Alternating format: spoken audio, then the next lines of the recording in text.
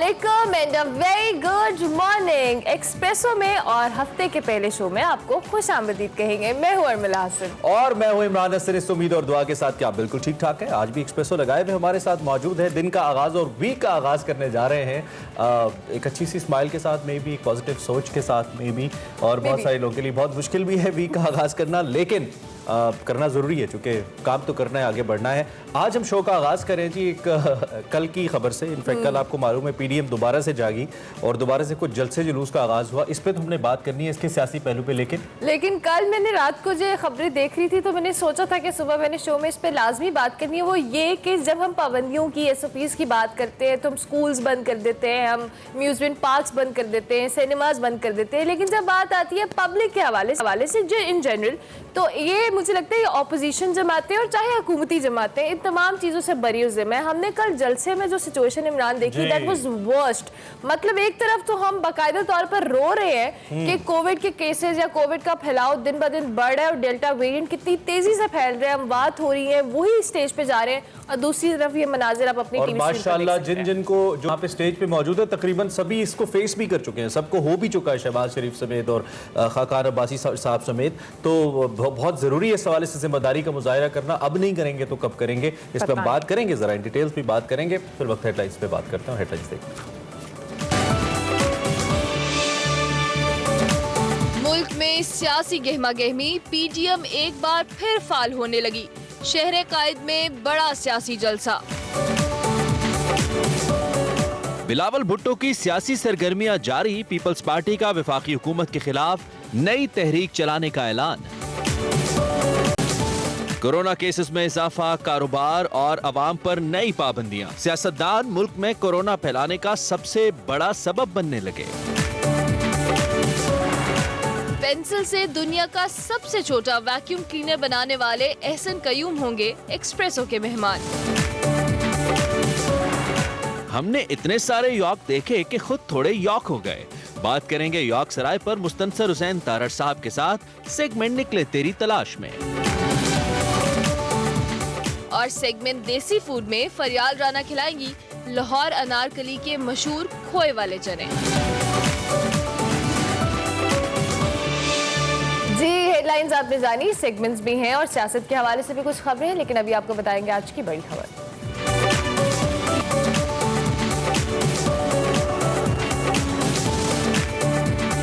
अच्छा जी, बड़ी खबर सियासी गहमा गहमी और गुज़िश्ता रोज मुल्क भर में भरपूर सियासी गहमा गहमी देखने में आई। गवर्नमेंट मुखालिफ इत्तेहाद पाकिस्तान डेमोक्रेटिक मूवमेंट पीडीएम, याद है आपको? हाँ, मुझे याद है। जिंदा है पीडीएम, एक बार फिर वो तारीख हो गई है। कराची में बड़ा सियासी जलसा किया गया जिसमें पीडीएम की क़यादत ने धुआंधार खिताब किए, गवर्नमेंट को आड़े हाथों लिया, हुकूमती पॉलिसियों को शदीद तनकीद का निशाना बनाया, हुकूमत की 3 साला कारकर्दगी पर व्हाइट पेपर भी जारी किया, जबकि मौलाना फजल रहमान ने हुकूमत मुखालिफ मुल्क गिर जलसे करने का भी ऐलान कर दिया। बिल्कुल, साथ साथ बिलावल भुट्टो जरदारी की बात की जाए तो वो भी सिंध भर में सियासी सरगर्मियां उनकी जारी हैं। गुज़िश्ता रोज उन्होंने नवाब शाह में अरकान असेंबली और रहनुमाओं से मुलाकात की, खैरपुर में भी सियासी मोर्चा लगाया, गवर्नमेंट पर लफ्जी तीरंजार की और ताक के निशाने उन्होंने लगाए। साथ साथ उन्होंने खबरदार किया कि अगर वफाकी गवर्नमेंट हक रोजगार पर डाका मारती रही तो पूरा सिंध सड़कों पर होगा। पीपल्स पार्टी सिंध के सदर निसार खोड़ू साहब ने भी वफाकी हुकूमत के खिलाफ एहतजाजी तहरीक चलाने का ऐलान करते हुए पीपल्स पार्टी की एहतजाजी तहरीक 2 अक्टूबर तक उन्होंने कहा कि जारी रहेगी। जबकि जमात इस्लामी ने भी यौम तासीस के मौके पर पेशावर में तकरीब का इनेकाद किया, जिसमें अमीर जमात इस्लामी सिराजुल हक ने खिताब किया और गवर्नमेंट को शदीद तनकीद का निशाना भी बनाया। बितर अपोजिशन है, लेकिन एहतजाज की सियासत जारी है, दोबारा से शुरू हुई है। अपोजिशन की सियासी सरगर्मियों पर गवर्नमेंट ऐसा लगता है ईजी है और कहा यह जा रहा है कि अपोजिशन के जलसे जुलूसों से हुकूमत को कोई फर्क नहीं पड़ेगा। वजीर खारजा शाह महमूद कुरैशी कहते हैं कि पीडीएम के बेमौसमी जलसे कोरोना के फैलाव का बायस बन रहे हैं। इन जलसों से गवर्नमेंट को कोई खतरा नहीं है, लेकिन कोरोना का खतरा जरूर मौजूद है। उन्होंने कहा कि वक्त ने साबित किया कि 3 साल में पीडीएम की तमाम तहरीकें नाकाम हुई हैं। इसके साथ साथ हमने तो वैसे पहले भी बात की कोविड के हवाले से, लेकिन जो ताज़ा तरीन सूरत हाल है उसमें कल एक तो शहबाज शरीफ साहब कराची की सूरत हाल पर आप दीदा हो गए। उन्होंने कहा कि कराची कमाऊ पूत है, इसको कुछ नहीं दिया हुकूमतों ने, और उसके साथ साथ शहबाज शरीफ ने यह भी कहा कि गुनहगार लोग हैं, लेकिन दिल पे हाथ रख के कहता हूं कि महंगाई खत्म करेंगे। महंगाई खत्म करेंगे या नहीं करेंगे पता नहीं क्या मामला है, लेकिन स्टिल जिस तरह से कल हमने पीडीएम के हवाले से और एहतजाज हमने देखा, जिस तरह से जलसे किए गए और अब मुल्क गिर एहतजाज इजलास का जो ऐलान किया गया है, उस हवाले से जो पीडीएम की स्ट्रैटेजी है, गवर्नमेंट इस पर बहुत ईजी दिखाई दे रही है। और हमने कल बहुत सारे वफाकी वुज़रा को टीवी पर बात करते हुए भी सुना, उन्होंने यही कहा कि ये पीडीएम की जो तहरीक है ये पहले की तरह तितर बितर ही हो जाएंगे और इनका कोई उन पे इतना खास इम्पैक्ट नहीं आ रहा। ये अपनी सियासत कर रहे हैं, चंद जोड़ तोड़ करते हैं, उसके बाद फिर ये गायब हो जाते हैं और फिर वापस आते हैं। तो इस तहरीक में इतना दमखम नहीं है कि ये गवर्नमेंट को हिला सके या गवर्नमेंट के खिलाफ को प्रॉपर प्लानिंग कर सके। तो लिहाजा इनको अपनी सियासत पे गौर करने की मैं एक चीज पे बड़ा हैरान हुआ, कल जो इमरान इस्माइल साहब है गवर्नर सिंध, उन्होंने भी एक स्टेटमेंट दिया मिला और उन्होंने स्टेटमेंट ये दी कि जी सिंध के अंदर खटारा बसेस चल रही हैं, 3 साल से हुकूमत ने कुछ नहीं किया। 3 साल से आपने क्या किया? अब तक कराची के लिए क्या किया तहरीक इंसाफ ने? मैं अभी देखता हूँ पीपल्स पार्टी ने तो पिछले 10-15 साल से जो किया सो किया, वो तो हमें नजर आ रहा है जो किया कराची के साथ उन्होंने। आपने क्या किया? और कल इसी के ऊपर कल PMLN ने भी और शहबाज शरीफ साहब ने तनकीद भी की। उन्होंने कहा कि मेट्रो पे जो पहला हक था वो कराची का था। इसके साथ साथ एक बड़ी इंपॉर्टेंट बात उन्होंने की कि महलों में बैठ के रियासत मदीना की बात करने वाले क्या जाने कि महंगाई इस वक्त कहाँ पहुँच गई है। महंगाई का जोर तो बहुत ज़्यादा है इमरान, और जिस तरह से गवर्नमेंट बार बार दावा भी करती है कि जी हम महंगाई का खात्मा करेंगे, इंटरनेशनली बढ़ती है कीमतें तो हम महंगाई में इजाफा होता है, लेकिन स्टिल आवाम की नज़रें सिर्फ इसी चीज़ पे होती हैं कि जो वो बेसिक या रोज़मर्रा की ज़रूरियात, जो उनकी ज़रूरियात की अशिया होती हैं वो उनकी पहुँच में हो। चाहे आप पेट्रोल की बात कर रहे हैं, आप ग्रॉसरी की बात कर रहे हैं, आप इतना it's hell of a difference कि आप जब कुछ खरीदारी के लिए जाते हैं या कुछ खरीदने जाते हैं तो आप जो बजट आप शायद आज से 2 साल 2.5 साल पहले रख के जाते हैं, उसमें डबल से ट्रिपल बजट होता है। और जो गरीब आदमी, जिससे हम सुबह भी डिस्कस कर रहे थे कि फ्रूट्स हो चाहे वो सब्जियां हो, एक आदमी के लिए जो गरीब आदमी उसके लिए वो एक लग्जरी है, वो उसके लिए बेसिक नेसेसिटी के जुमरे में नहीं आता। So government need to think कि हमने किस तरह की बात करें, गरीब आदमी सब्जी नहीं खरीद सकता, फ्रूट्स तो बहुत बाद में आते हैं, रेट्स इतने ज्यादा है, लेकिन कोई क्या जाने, वज़रा क्या जाने, वज़ीर आज़म जो खैर बहुत ही ऊपर की पोस्ट है और ऊपर की जगह है, वो क्या जाने। दूसरी जानिब शहबाज शरीफ साहब के हवाले से हम चूँकि बात करें, कल आप दीदा हो गए और कराची की सूरत हाल के ऊपर, और आज के हमारे अखबारों में भी छपा कि उन्होंने कहा कि काश मेरे मरने से पहले जो कराची की हालत है वो बेहतर हो जाए। दूसरी जानिब बिलावल भुट्टो जरदारी साहब ने ऐसा लगता है कि PDM से हट के एक सोलो फ्लाइट लेने का फैसला किया है और PDM भी अब उनको दोबारा साथ मिलाने की ख्वाहिशमंद नहीं है। और उन्होंने ये कहा कि हम खुद ही काफ़ी हैं, इमरान खान के लिए हमारे जाले ही काफ़ी हैं इमरान खान की हुकूमत को गिराने के लिए। तहम PDM ने यह भी वाजे कर दिया कि अब ये सिर्फ मामला इन जलसों तक महदूद नहीं रहेगा, अब कारवान चलेंगे, सड़कों पे जाएंगे, अवाम का जमे गफीर होगा और एज शहबाज शरीफ साहब सेट खसो खाशाक की तरह बहा कर ले जाएंगे हुकूमत। लेकिन उसके साथ साथ इसी तरह आपने बात की कि PDM, कल फवाद चौधरी साहब की भी एक स्टेटमेंट थी, उन्होंने कहा कि जी PDM के शो में पावर नहीं थी, वो सिर्फ पीपल्स पार्टी के हवाले से शो था, उसके खिलाफ ये स्ट्रैटेजी बनाई गई थी और ये जो जलसा किया गया था ये पीपल्स पार्टी के खिलाफ था। और फिर वही बात कि बिलावल भुट्टो जरदारी साहब ने भी एक स्टेटमेंट दी कि हमारी हुकूमत आ रही है और उन्होंने कहा कि जी दोस्तों पर भरोसा किया मगर सबने धोखा दिया, अब हम अपनी सियासत करेंगे। और इसी हवाले से कल वो अलग से मुतहरिक भी नजर आए। इनके दोस्त से मुराद यकीनी तौर पे PDM ही है और तहरीक इंसाफ मुसलसल ये दावा करी है जी, उनके गवर्नर जो वहाँ पे बैठे हैं, उनके वज़रा जो वहाँ पे जाते हैं, मुसलसल ये दावा करते नजर आते हैं। फवाद साहब ने कल ये भी कहा कि अगली हुकूमत हमारी आएगी सिंध के अंदर और कराची के अंदर, और बिलावल भुट्टो साहब इस बात पे बज़िद हैं कि अगली हुकूमत उनकी आएगी विफाक के अंदर। और मीनवाइल नून लीग का जो इस वक्त फोकस है वो इस बात पे है कि हुकूमत को ज़्यादा से ज़्यादा एक्सपोज किया जाए। 3 साल कारकर्दगी की जो रिपोर्ट थी, जो इस हवाले से इजलास किया गया, जो लोगों को इकट्ठा किया गया, उसको भी नज़र का धोखा करार दिया गया नून लीग की जानिब से। हमें इस वक्त अली मोहम्मद खान साहब ज्वाइन कर रहे हैं, वज़ीर बरानी उमूर है, सीनियर रहनुमा तहरीक इंसाफ के, उनसे ज़रा बात करते हैं और उनसे पूछते हैं कि अब वो इस सूरत हाल पे क्या राय रखते हैं। अली मोहम्मद खान साहब बहुत शुक्रिया अल सुबह में ज्वाइन करने के लिए और वक्त देने के लिए। कल फिर से मुतहरिक हुई PDM जलसा, मैं ये तो नहीं कहता कि बहुत मुतासिर कुन था, लेकिन छोटा नहीं था, बड़ा इज्तिमा था, अच्छे खासे लोग आए थे और जैसा कि कल प्लान भी दिया, एक रोड मैप दिया PDM ने, अगर वो उस पर अमल होता है तो पंजाब में तो वोट बैंक ज़्यादा है नून लीग का। कैसा महसूस कर रहे हैं आप इस जलसे के बाद? बिस्मिल्लाहिर्रहमानिर्रहीम, मुबारक सैयदना मोहम्मद। बहुत शुक्रिया। देखिए PDM मेरे ख्याल में एक स्टंट फोर्स है, एक खत्म शुदा ताकत है जिसका सियासी जनाजा निकल चुका है। अब यहाँ शहबाज शरीफ साहब जो ओरिजिनली PDM के उस फिलॉसफी से एग्री ही नहीं करते थे, तो वो कुदरती तौर पे नेचुरली PDM की फिलॉसफी में फिट ही नहीं होते। उन्होंने कभी भी रेजिस्टेंस की सियासत शहबाज साहब ने नहीं की और ना ही उनकी तबीयत ऐसी है। हाँ, उनकी पहचान एक अच्छे या बुरे एडमिनिस्ट्रेटर के तौर पे तो हो सकती है, लेकिन एक इनकलाबी सियासतदान के तौर पे नहीं। और जितना फजल रहमान साहब इनकलाबी सियासतदान है वो पूरे पाकिस्तान को पता है। तो इस सूरत हाल में ये चाहे हाल में एक तूफान तो हो सकता है, बाकी मैं समझता हूँ हमारे सामने चैलेंजेस पीडीएम नहीं, महंगाई है और वो मसाइल हैं जो लोग छोड़ के गए हैं और जिसमें से बहुत इंशाअल्लाह हल की तरफ जा रहे हैं। तो कोई ऐसी सियासी इससे खतरा तो हम महसूस नहीं करें। हाँ, एक पॉलिटिकल एक्टिविटी हुई है और एज अ पॉलिटिकल वर्कर के एक पॉलिटिकल एक्टिविटी को मैं वेलकम करता हूँ, लेकिन ये कोई ऐसी चीज नहीं है क्योंकि इससे इनके खुद के पीडीएम की जो एक मेन जमात थी पाकिस्तान पीपल्स पार्टी वो ही एग्री नहीं करती, बाकी और लोग क्या एग्री करेंगे। ठीक हो गया। अली मोहम्मद खान साहब, आपने इसका पॉलिटिकल एस्पेक्ट तो डिस्कस किया, लेकिन जिस तरह भी हम कोविड की सिचुएशन की बात करें, तमाम तर गवर्नमेंट के जो नुमाइंदे हैं या जो भी लोग हैं वो बार बार कहते हैं कोविड बहुत तेजी से फैल रहा है, हमें एसओपीज पे फॉलो करवाना है। लेकिन जब बात आती है एसओपीज की तो हम स्कूल कॉलेजेस बंद कर देते हैं, दीगर मामलात को कंट्रोल करते हैं। लेकिन ये जब सियासी जलसे होते हैं इसमें कोरोना किस तरह से रुक सकता है? और अभी जो कल हमने यहाँ पे एक डेमो देखा और आगे जिस तरह से वो तहरीक का ऐलान कर रहे हैं, गवर्नमेंट इस पे क्या स्ट्रैटेजी अपनाएगी कि जिस तरह से ये जलसे कर रहे हैं कोविड तो इस तरह से नहीं रुकने वाला? कोविड गैर सियासी होता है। हाँ जी, कोविड गैर सियासी होता है और कोविड हुकूमत और अपोजिशन दोनों की जलसे में आ सकता है। बिल्कुल। तो दोनों तरफ को एहतियात करनी चाहिए। कोरोना खासकर अगर कराची एरिया में ज्यादा फैल रहा है तो एहतियात बरकरार करना चाहिए, और अगर आपकी बहुत ही कोई मजबूरी है तो एटलीस्ट फिर एसओपीज फॉलो करें। लेकिन इतने बड़े जलसे में एसओपी फॉलो करना भी है पॉसिबल वो मुमकिन नहीं होता।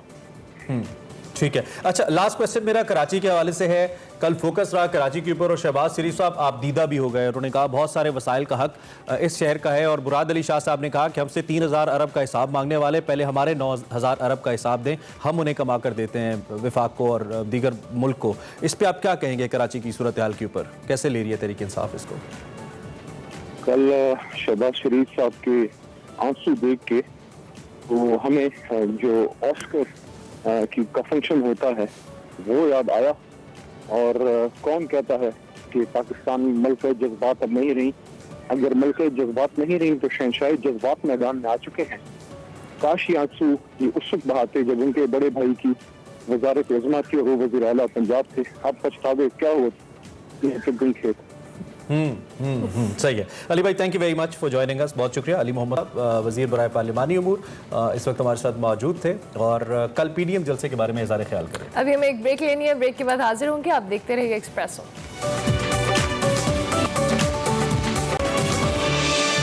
Welcome back to Expresso. अब बात करेंगे कुछ अफगानिस्तान की सूरत हाल से। तो अफगानिस्तान से गैर मुल्की फौजों का इनकला से पहले अमन ओमान की सूरत हाल काफ़ी कशीदा हो गई है। 27 अगस्त को काबुल एयरपोर्ट के बाहर खौफनाक धमाके में तकरीबन 13 अमरीकियों समेत 170 से ज़ायद अफराद जो है वो मारे गए, जबकि काबुल हमले के बाद अमरीका ने फ़ज़ाई हमले भी शुरू कर दिए हैं। खुरासान में ड्रोन हमले के बाद गुज़िश्ता रोज़ अमेरिका ने काबुल एयरपोर्ट के करीब एक गाड़ी पर हमला किया, जिसमें 4 बच्चों समेत 4 अफराद की हलाकत भी हुई। और इतलात है कि अमरीका ने दावा किया है कि एयरपोर्ट जाने वाली खुदकुश बमबारों की गाड़ी को निशाना बनाया गया। बिल्कुल, ये उन्होंने कहा कि इंटेलिजेंस रिपोर्ट्स की बेस के ऊपर ये ऑपरेशन किया गया। इसके साथ साथ अफगानिस्तान से अमरीकी और गैर मुल्की फौजों का इनखला हतमी मरहले में दाखिल हो गया है। कल 31 अगस्त इनखला का आखिरी दिन है। इससे पहले बहुत से इत्तेहादी ममालिक ने अफगानिस्तान से अपनी फौजें निकाल ली थी। आपको मालूम है काबुल एयरपोर्ट पर मौजूद 1000 शहरियों को लेकर आखिरी परवाज भी उड़ान भर चुकी है।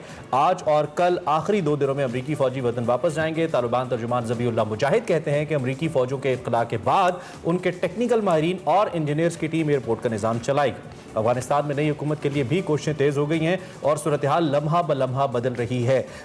इस वक्त हमने इसी सारी सूरत हाल पर बात करनी है। Lieutenant general retired Naeem Khalid Lodhi साहब हमारे मेहमान हैं, उस पर बात करेंगे उनसे और उनसे पूछें कि वो अब ये जो ताज़ा तरीन डेवलपमेंट्स हुई हैं इसको जल्द साहब कैसे देख रहे हैं। साहब, हम एक्सपेक्ट तो कर रहे थे कि ऐसी कोई शोरिश बर्पा हो सकती है, लेकिन इतने बड़े पैमाने पर लोगों का मारा जाना और फिर कल एक और ड्रोन अटैक, एक डिसकंटिन्यूड सिलसिला दोबारा से शुरू हो गया, जिस पर तालिबान ने कुछ खास एतराज़ भी नहीं किया। लेकिन ये सूरत हाल है बड़ी अलार्मिंग। जो मुख्तलिफ ग्रुप वहाँ पे मर्ज हो रहे हैं, और वैसे भी अफगानिस्तान को इन लोगों की हेवन कहा जाता है, जो मुख्तलिफ ग्रुप्स हैं, टेररिस्ट ग्रुप्स हैं और फाइटर ग्रुप्स हैं। आप कैसे देख रहे हैं ये जो डेवलपमेंट्स रिसेंटली हो रही हैं अभी? बहुत शुक्रिया। पहली बात तो ये कि ये ग्रुप अब मर्ज नहीं हो रहे, ये ग्रुप पुराने यहाँ पर मौजूद हैं और पहले भी अपनी कार्रवाइयां करते रहे, लेकिन अमेरिका यही इंप्रेशन देना चाह रहा है कि ये ग्रुप अब मर्ज हो रहे हैं। सही। और हमारे जाने के बाद यहाँ पर, जैसे पहले उन्होंने कहा था कि जी हम गए तो यहाँ बड़ी मुसीबत आ जाएगी, अब वो उसको मजीद तकलीफ पहुंचा रहे हैं। एक चीज और है, वो आप ध्यान में रखिए, एक साइकोलॉजिकल वॉरफेयर चल रही है जिसमें अमेरिका ये बावर करवाना चाह रहा है कि हम आखिरी दिन तक मास्टर थे अफगानिस्तान के, हम जो चाहते थे वो करते थे, हमें कोई रोक टोक नहीं थी। क्योंकि आपको पता है कि उनको डोमेस्टिकली बहुत तनकीद का सामना है। सुबह शाम लोग उनसे पूछ रहे हैं कि आप वहाँ क्या करके आए हैं और क्या खोकर आए हैं, क्या लेकर आए हैं। तो ये एक फसाड है, एक पर्दा है वो जो डाल रहे हैं अपने आखिरी ये इस किस्म के वार करके, ताकि वो ये साबित करें कि जी हमें कोई रोक टोक नहीं थी, हम जो चाहते थे हम अपनी मर्जी से वापस जा रहे हैं और हम जो चाहें वो कर सकते थे। और शायद ये धमकी भी देना चाह रहे हैं कि हम बाद में भी ये इस किस्म के काम करते रहेंगे। लेकिन मेरा अपना ख्याल ये है कि 31 के बाद उनका कोई भी यूनिफॉर्म्ड आदमी इधर नहीं रहेगा। ठीक है। तालिबान ने ये बावर करवाया कि जो सिविलियन पीछे रह भी जाएंगे तो उनको हम अपनी कस्टडी में, अपनी प्रोटेक्शन में ये परवाजें चलाते रहेंगे। ये जहाज नहीं, अपने सरकारी जहाज नहीं आ सकेंगे, फौजी जहाज नहीं आ सकेंगे, लेकिन आम जहाजों में ये लोग जाते रहेंगे। अभी तक चूंकि वहाँ गवर्नमेंट कायम नहीं हुई है तो अभी जो रिट है अफगान तालिबान की वो एक फ्लूइड रिट है, अभी वो एक मोहकम रिट नहीं है। ठीक है। तो ये जो लोग एतराज करते हैं कि जी वहां से देखें पाकिस्तान पर भी हमले हो रहे हैं और ये हो रहा है वो, अरे भाई रुक जाओ, अभी तो 10 दिन भी नहीं हुए, अभी तो हुकूमत भी नहीं बनी, बनने दो, उनको अपनी रिट एस्टेब्लिश करने दो, उसके बाद 1-2 महीने के बाद फिर बात करेंगे। ठीक हो गया। अच्छा जनरल साहब, साथ साथ अगर हम अमेरिकी फौज के इनखला के हवाले से, तो कल की डेडलाइन है और कल आखिरी दिन है, इसके बाद अफगानिस्तान के हवाले से देखते हैं कि सिचुएशन किस रुख जाएगी? जी मेरा अपना अंदाजा तो ये है कि सिचुएशन अच्छाई की तरफ जाएगी, क्योंकि यहाँ पर बैरूनी फौजों का इधर होना ही फसाद की जड़ थी। अच्छा। वो जब चले जाएंगे तो ये जब अपनी हुकूमत बनाएंगे साफ ज़ाहिर इनको मुश्किलात तो आएंगी, क्योंकि हुकूमत साजी कोई आसान काम नहीं है जिसमें सब लोगों को शामिल करना हो या ज़्यादातर लोगों को शामिल करना हो। उसके बाद जो स्ट्रक्चर होता है हुकूमत का, जिस तरीके से हुकूमतें चलाई जाती हैं, उनका इनको बहुत ज़्यादा तजुर्बा नहीं है। तो उसमें भी इनको, फिर आपको पता है कि इकोनॉमिक बहुत डिफिकल्टीज हैं, हर चीज़ मुंजमद कर दी गई है, सारे पैसे बैग भर भर के, कुछ अमरुल्लाह साले ले गया, कुछ अशरफ गनी ले गया, उन्होंने ये भी ख्याल नहीं किया। तो ये चैलेंजेस है। अच्छा साहब, ये जो आप बात करें इस पे पाकिस्तान मुसलसल, कल मुईद यूसुफ साहब की स्टेटमेंट आई, सबसे पहले प्राइम मिनिस्टर की स्टेटमेंट आई, फिर फॉरेन ऑफिस के हमारे जो फॉरेन मिनिस्टर है उनकी भी स्टेटमेंट आई कि दुनिया अगर इस मामले में इस वक्त अफगानिस्तान को तनहा छोड़ेगी तो एक और 9/11 हो सकता है, यानी कि पाकिस्तान इंडोर्स कर रहा है कि दहशतगर्दी के मजीद वाकयात हो सकते हैं यहाँ पे। दुनिया को इस स्टेटमेंट को कैसे लेना चाहिए पाकिस्तान की, क्योंकि पाकिस्तान एक फर्स्ट हैंड इंफॉर्मेशन रखने वाला मुल्क है, इमीडिएट नेबर है अफगानिस्तान का। जी देखिए, बात यह है कि ये जो इंतहा पसंदी है ये जन्म लेती है गुर्बत से, ये जन्म लेती है जब आप किसी को आइसोलेट कर दें, जब आप किसी को दीवार के साथ लगा दें। तो थ्योरेटिकली तो जो पाकिस्तान ने कहा ठीक है, लेकिन मेरे अपने ख्याल में पाकिस्तान को ऐसी बातें करनी नहीं चाहिए। उसकी वजह यह है कि अफगान तालिबान ने अभी टेक ओवर प्रॉपरली नहीं किया है, अभी उनकी हुकूमत नहीं बनी है, अभी तक जो उनके नज़र आ रहे तेवर वो अच्छे हैं। उन्होंने अमन की बात की है, उन्होंने माफ़ी की बात की है, और ये ज़रूरी नहीं है कि अगर अमेरिका की तरफ से इमदाद ना आई तो वो बिल्कुल कोलैप्स हो जाएंगे। दुनिया को ज़रूर उनकी मदद करनी चाहिए। दुनिया सिर्फ अमेरिका नहीं, एक ज़माना था कि दुनिया अमेरिका ही था, अब दुनिया। लेकिन जल साहब, अगर पाकिस्तान की सियासी लीडरशिप भी ये बात कर रही है तो आपको मालूम है सियासी लीडरशिप अपने तौर पे इन मामलात में बात नहीं करती है। सिक्योरिटी इंटेलिजेंस, सिक्योरिटी इंफॉर्मेशन की बिना पे ऐसी स्टेटमेंट्स दी जाती हैं और ब्रीफिंग्स की बिना पे दी जाती हैं। तो हमारा होमवर्क क्या है फिर इस सूरत हाल को लेकर? जी होमवर्क तो होगा जिसका मैं साफ ज़रा प्रीवी नहीं हूँ, और उनके पास ज़्यादा मालूमात हैं मेरे मुकाबले में, इसलिए वो जो बात करे वो ज़्यादा ऑथेंटिक हो सकती है मेरे मुकाबले में। लेकिन बाज़ औक़ात कुछ ऐसी बातें जो करनी नहीं चाहिए, मेरा अपना ये ख्याल है। ठीक तो है, बाकी आगे देखते हैं। हम पाकिस्तानियों को बहुत हद तक, हम जो इंटरनेशनल पॉलिटिक्स के स्टूडेंट्स हैं, ये देखने में लगता है कि अब भी अमेरिका के अंदर या दुनिया के अंदर पाकिस्तान के मस्बत किरदार का वो इदराक नहीं है सारी सूरत हाल में। हालांकि अब तो हम गैर मुल्की फौजियों तक को पनाह दे रहे हैं और एक सहारा बन रहे हैं दुनिया के लिए, लेकिन वो इदराक नहीं है दुनिया के अंदर पाकिस्तान के लिए। तो क्या आप समझते हैं कि इसमें कहीं हमारा कोई डिप्लोमेटिक, कोई सिफारती फ्लॉ है, या दुनिया मानना ही नहीं चाहती हमारे किरदार को? मेरा ख्याल है कि दोनों हैं, थोड़ा थोड़ा दोनों का ये इसमें है। मुझे जो मैंने देखा है खासकर अमेरिकन के साथ डील करते हुए, कि अगर अमेरिकन के सामने आप भीगी बिल्ली बनने रहे तो वो ज्यादा आपके ऊपर चढ़ाई करते हैं और ज्यादा आपकी मुखालफत करते हैं। अगर आप सीधे खड़े हो जाएं, उनसे दो टोक बात करें तो वो बात उसको ज्यादा बेहतर समझते हैं। पाकिस्तान का ये रवैया रहा है कि ये डर जाता है, ये घबरा जाता है, ये जल्दी बात मान जाता है और बदले में कुछ नहीं मांगता। अब मिसाल के तौर पर जब हमने उनको लैंडिंग राइट्स दिए, जी ठीक है आप अपने यहाँ पर लोगों को लाएं, और हम कह सकते थे कि अब FATF किधर गया, ये जो आपने यूके ने जो हमें रेड लिस्ट में बनाया हुआ ये किधर गई? अभी अगर यहाँ से लोग जा रहे हैं पाकिस्तान से ही जा रहे हैं ना, तो अगर हम रेड लिस्ट में है तो ये लोग कैसे जा रहे हैं? तो आप हमें रेड लिस्ट से निकालें तब हम इनको इधर उतरने देंगे। एक दिन की मार थी और आप आज रेड लिस्ट में ना होते। तो मेरे भाई ये दुनिया कुछ ले और कुछ दे के उस पर चलती है। हम चलने की कोशिश करते हैं भाईचारे पर, हमदर्दी पर। ये रियल, आप तो पॉलिटिक्स के स्टूडेंट हैं, रियल पॉलिटिक्स में ये कहाँ होता है? मतलब ये कि भाई आप एक हाथ से ले एक हाथ से दे, हमको कहे जी नहीं हम आपके बंदों को ले सकते, आप हमें रेड लिस्ट से निकालें और वादा करें कि अगले हफ्ते आप हमें FATF से निकालेंगे। जरूर निकालते वो, बिल्कुल सही, क्योंकि वो फंसे हुए। जी बिल्कुल बिल्कुल बिल्कुल जन साहब, ये बहुत इंपॉर्टेंट बात आप कर रहे हैं। हम अफसोस ही कर सकते हैं सारी सूरत हाल पे, लेकिन थैंक यू वेरी मच कि आपने पॉइंट आउट किया। बहुत शुक्रिया। जनरल खालिद लोधी साहब हमारे साथ मौजूद थे जो कि कह रहे थे कि पाकिस्तान को कम से कम ये दो डिमांड्स है, FATF और जो रेड लिस्ट में हमें शामिल किया हुआ है यूके वगैरह, ये तो रखनी चाहिए थी इस इतने बड़े काम से पहले, लेकिन हमने नहीं रखा, अड्डे नहीं दिए, बंदे बुला लिए। ब्रेक लेंगे, ब्रेक के बाद हाजिर होंगे। आप देखते रहिए espresso.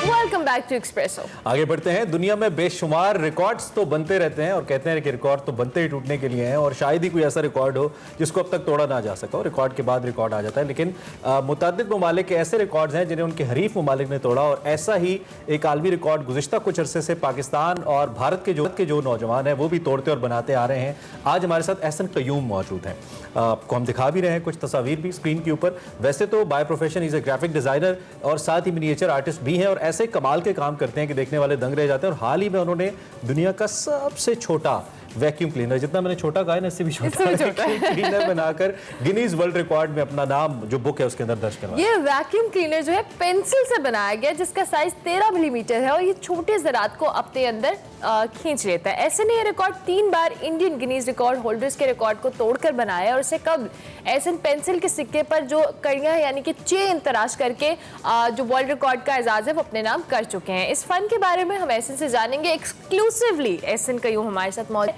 Ehsan, welcome to espresso, कैसे हैं आप? फर्स्ट क्लास जी, आप सुनाइए। बिल्कुल ठीक ठाक। एहसन, सबसे पहले तो इस वैक्यूम क्लीनर के हवाले से हमें थोड़ा सा बताएं, how does it work? Actually जिस तरह एक नॉर्मल वैक्यूम क्लीनर काम करता है बिल्कुल उसी तरह काम करता है। It's on smaller scale. ठीक है। मेन मोटिव था मेरा यही था वर्ल्ड रिकॉर्ड ब्रेक करने का, तो इसलिए मैंने इसको स्मॉलर स्केल पे बनाया। तो पहले वाला जो वर्ल्ड रिकॉर्ड था वो इससे कितना बड़ा था जिससे आपने ये छोटा बनाया? इनका सिर्फ मिलीमीटर्स का डिफरेंस था। ऑलराइट। तो जो फर्स्ट अटैम्प्ट थी वो थी 2.9 सेंटीमीटर्स की थी, जिसको मैंने रिकॉर्ड ब्रेक किया था 1.9 सेंटीमीटर्स के साथ। फिर अभी मेरा एप्लीकेशन प्रोसेस चल रहा था। During my application process another artist emerge with this record of 1.76 centimeters. 1.76 centimeters. So I request, Indian ही थे। I requested my record manager, तो उन्होंने मुझे एक और चांस दिया। फिर मैंने इसको अमेंड किया, इसको मैंने अमेंड किया 1.46 सेंटीमीटर्स तक। ठीक है। तो फिर ऐसा हुआ कि फिर एक और कोई इंडियन आ गया और उसने रिकॉर्ड ब्रेक किया 1.4 सेंटीमीटर्स का। अभी मेरा एप्लीकेशन प्रोसेस चल रहा था। Okay. Then I again requested my record manager, तो उन्होंने मुझे फिर अगेन चांस दिया और फिर मैंने इसको अगेन अमेंड किया and I made it to 1.3 centimetres. Okay. और अभी फिर ये आपके पास? हाँ जी। अभी आई होप कोई नया इंडियन नहीं आ रहा है इसमें। लेकिन आप ओबियसली तैयार होंगे। ये जो डिमॉन्स्ट्रेशन है ये कैसे करते हैं आप अपने इस फन की कि मैंने इतना कर लिया? क्योंकि पाकिस्तान में गिनीज का कोई ऑफिस वगैरह तो ऐसा चाहिए? हाँ जी, बिल्कुल ऐसा नहीं है। कैसे डिमॉन्स्ट्रेट? इनकी है ऐसे है कि इनकी वेबसाइट है, ऑफिशियल वेबसाइट है, उसके ऊपर आप डिफरेंट टाइप के रिकॉर्ड्स होते हैं, उसके लिए आप अप्लाई करते हैं। जब आप कोई रिकॉर्ड देखते हैं तो उसके लिए फिर आप अप्लाई करते हैं। एप्लीकेशन जाती है, एप्लीकेशन जाके फिर वो एप्लीकेशन रिव्यू करते हैं, फिर आपकी एप्लीकेशन एक्सेप्ट हो जाती है। उसके बाद फिर वो कहते हैं कि जो एविडेंसेस हैं आप वो सबमिट करवाएं। तो जितना भी इसका वर्क प्रोसेस होता है जो आपने बनाया है और जो उसको परफॉर्म करके दिखाना है, डिफरेंट टाइप मीडियम्स की तस्वीरें और इस टाइप की चीज़ें, वो उनको बावर करवाना होता है यहीं से कि जी बिल्कुल ये एग्जैक्ट है, ऑथेंटिक है। अच्छा, चूंकि मिनिएचर आर्टिस्ट भी हैं और आप बाय प्रोफेशन एक ग्राफिक डिजाइनर भी हैं, लेकिन मिनिएचर आर्टिस्ट बनना ऑब्वियसली ये बहुत बारीकी का काम है, और इसमें जिस तरह से आपने पहले भी एक रिकॉर्ड बनाया था गिनीज में, तो कितना मुश्किल है पेंसिल, लेड, इन सारी चीज़ों पे एग्जीक्यूट करना अपने आप, और वक्त कितना लगता है? बड़ा बारीक काम है। एक्चुअली इट्स बीन 5 years मैं ये काम कर रहा हूँ। वैसे तो बचपन से ही शौक है, डिफरेंट मीडियम्स पे काम करता आ रहा हूँ। तो 2015 में मैंने जो पेंसिल मीडियम है ये मैंने सेलेक्ट किया, फिर मैंने इसकी ग्रेफाइट पे काम करना शुरू किया और फिर विद प्रैक्टिस इसमें निखार आता गया और अल्हम्दुलिल्लाह मेरे पास 2 रिकॉर्ड हैं। तो आप जब बच्चे होंगे आई बिलीव ऐसन, तो आप चीज़ों को खोलते रहते होंगे, उनको ख़राब करते रहते होंगे और आपको अम्मी अबू से मार पड़ती रहती होगी? नहीं, मार कभी नहीं पड़ी, मार नहीं पड़ी, उन्होंने अप्रिशिएट किया मेरे तभी तो ये यही मेरा काम सवाल कर रही है, यही मेरा सवाल है कि जो बच्चे ऐसा करते हैं इसका मतलब है वो फिर ये हमेशा से उनकी अप्रिसिएशन नहीं है जो मुझे आज तक यहाँ लेके वो रिकॉर्ड भी बना सकते हैं आप जैसे बच्चे से। मुझे आप जब हम ऑफियर बात कर रहे थे ये भी गिला कर रहे थे कि आपको गवर्नमेंट की तरफ से कोई अप्रिसिएशन अभी तक नहीं मिली एज यूजुअल। आप जैसा कोई आर्टिस्ट हमें ऐसा नहीं मिला जिसने कहा कि हमें जी बड़ा सपोर्ट किया, तो इस पे क्या जज्बात हैं आपके, आप क्या कहना चाहेंगे?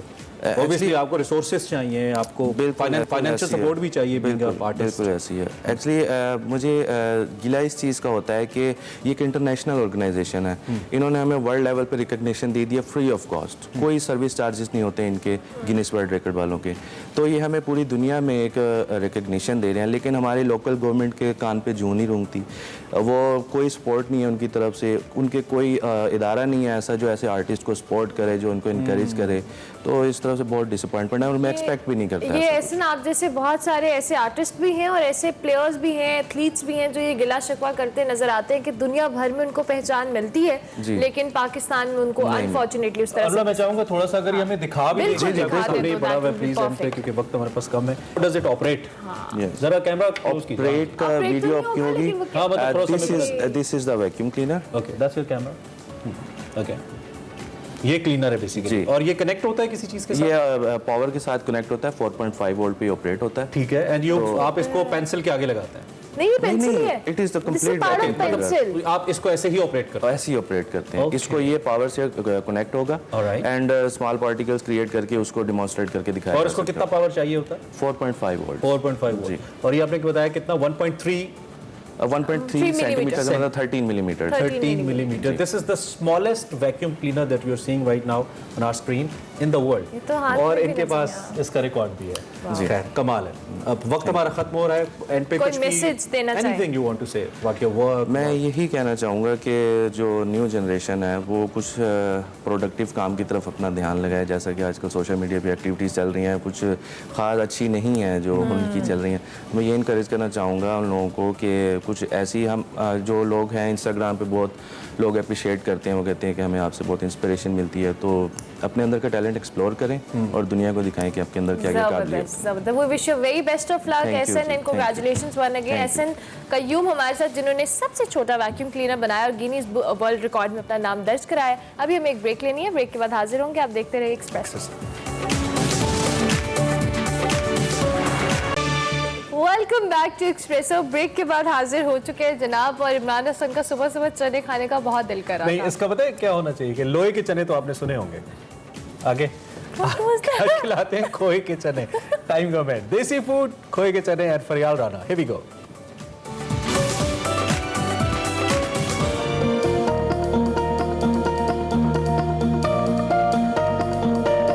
नाजरीन, आज मैं आई हूँ पुरानी अनारकली और जहाँ पर है बाबर होटल। यहाँ पर नाश्ते में मिलते हैं खोए वाले मुर्ग चने, देसी बकरे के सिरी पाए और बोंग। आए चलकर इनसे पूछते हैं कि इनके नाश्ते की ऐसी क्या खास बात है जो लोग दूर दूर से इनके पास नाश्ता खाने आते हैं। हमारे साथ मौजूद है बाबर होटल के ऑनर आजिम सलीम साहब। आप मुझे बताएं, आप कितने अरसे से ये काम कर रहे हैं? 1992 का नाश्ते का काम शुरू किया।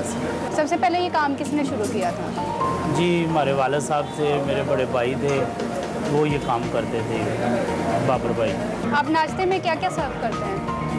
जी, हमारे पास मुर्ग चने, अंडा चने, कोफ्ता चने, बोंग पाए, छोटे पाए, मगज, ज़बान, खद, चिकन कोजी अली, साथ में रोटी, नान, कुलचा। ये नाश्ते में सबसे ज़्यादा डिमांड किस चीज़ की है? गर्मियों में जो होता है ना, ज़्यादा मुर्ग चने, अंडा चने ये खाए जाते हैं। जैसे ये सर्दी का मौसम शुरू हो रहा है, सर्दी आ रही है, तो जो लाहौरिये हैं उन्होंने सिर्फ ये खाने, छोटे पाए, बड़े पाए, बोंग वगैरह, ये चीज़ें जो है ना बहुत अच्छे तरीके से लाइक करते हैं। और आपको ये सारा नाश्ता तैयार करने में कितना टाइम लग जाता है? जी, इतना का टाइम लग जाता है। जो चने हैं ना 4 से 5 घंटे लेते हैं, ये तैयार हो जाते हैं। जो छोटे पाए और बोंग पाए हैं ये सारी रात का काम है, ये ज़्यादा टाइम ले लेते हैं चनों से। सीरी पाई और बोंग, इन दोनों में डिमांड सबसे ज़्यादा किस चीज़ की है? जी बोंग देखिए, जो बड़ा खाता है ना बीफ, उसने बड़ा ही खाना है, तो जो कस्टमर कोई होते हैं उनको बीफ बंद होता है, तो वो इसलिए जो ना फिर मटन वाले पाए खा लेते हैं। डिमांड दोनों की बस ठीक है, अच्छी है डिमांड। आपके चनों की ऐसी क्या खास बात है जो लोग दूर दूर से चने खाने आते हैं? हमारी ये खास बात है कि भी हम खोए में चने बनाते हैं, इसके मसाला जितने भी हैं हम खुद तैयार करते हैं। चनों और बोंग पाई के साथ लोग ज़्यादातर क्या खाना पसंद करते हैं, रोटी या कुलचे? ज़्यादा डिमांड जो होती है ना कुलचा होता है, लाहौर ये जो है ज़्यादा कुलचा वगैरह खाते हैं, और खुसूसन जो फैमिली आती है हमारे पास बाहर से दूर से आते हैं, फिर उनको दिल वाले कुलचे जो है ना वो बना के हम देते हैं। बहुत शुक्रिया आपका। आपको यहाँ का नाश्ता कैसा लगता है?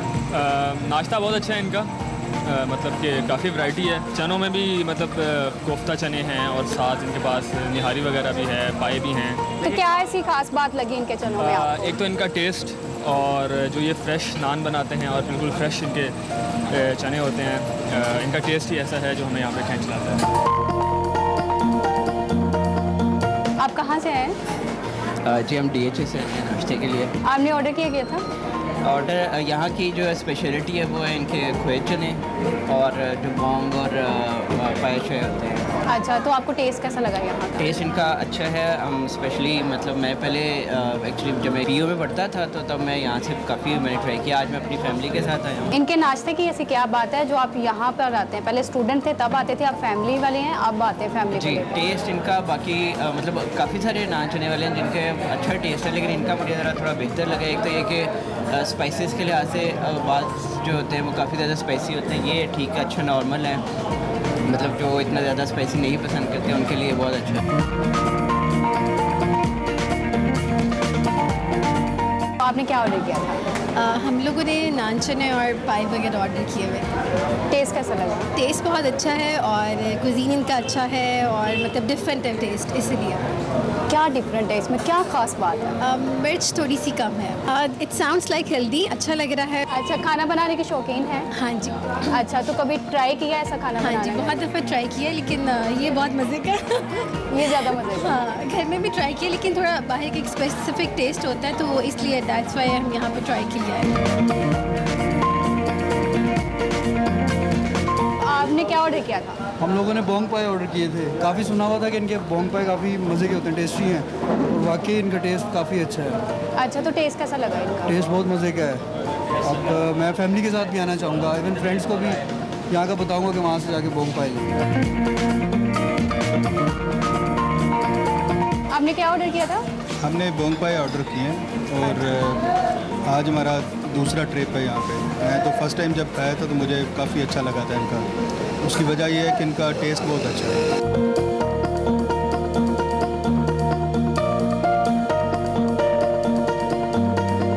मेरे लिए खोए वाले चने, सीरी पाए और स्पेशल दिल वाला नान आ चुका है, इसको ट्राई करते हैं।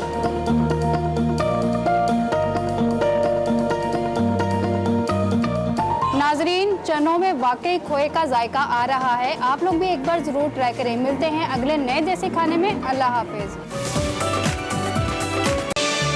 Welcome back to Expresso. और अब वक्त हुआ जाता है हमारे सेगमेंट निकले तेरी तलाश में का, जिसमें मुस्तनसर हुसैन तारड़ द लेजेंड हमारे साथ होते हैं, अपने सफरनामों के बारे में प्रैक्टिकल एक्सपीरियंसेस हमें बताते हैं। और यॉर्क सराय के बारे में बात हो रही है, जिसके बारे में वो कहते हैं हमने इतने ही यॉर्क देखे तो थोड़े से यॉर्क हम खुद भी हो गए।